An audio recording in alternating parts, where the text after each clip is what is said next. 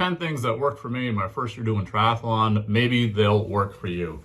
First off, train my weaknesses, race my strengths. I sucked at swimming. Guess what I did the most is swimming, even when it was an ego blow week after week. Second thing is I needed a human coach because I could not figure out how to get the Garmin plans or any of the bazillion Training Peaks plans to fit into my life and what I needed to do. I needed somebody to help me through that. Fortunately, I had stopped drinking for the most part, and so I had plenty of money every month to do that. Third thing, no shock, long-term consistency beats short-term intensity. It's actually a Bruce Lee quote. Of course, that's pretty clear. The fourth thing is I was real careful about advice from single sport friends. For example, people tell me how to tackle a bike ride or hills. If I did that, I'd burn my legs because I have a whole run to do during an event after that bike ride.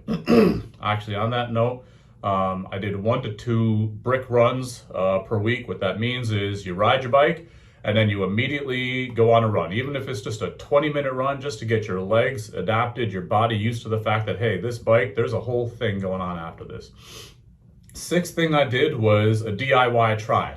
I'd go someplace, I'd swim, then I'd actually have my bike with me, I would bike, and then I would run. I'd obviously have somebody there to watch my stuff, just to get my body used to the fact that I'm doing 3 sports, one after another. It's not that big a deal, but you kind of got to get used to it. And actually, on that note, transitions are weird.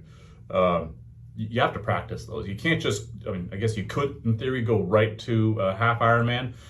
But try to start with some of these shorter events, not because it's a physical challenge, but you want to understand how transitions work, when are you going to eat your gels, your liquids, etc. Eighth thing is I sustained my motivation by doing events every 6 weeks. So instead of having one event 6 months out, I did things, I always had something in the near term to look forward to.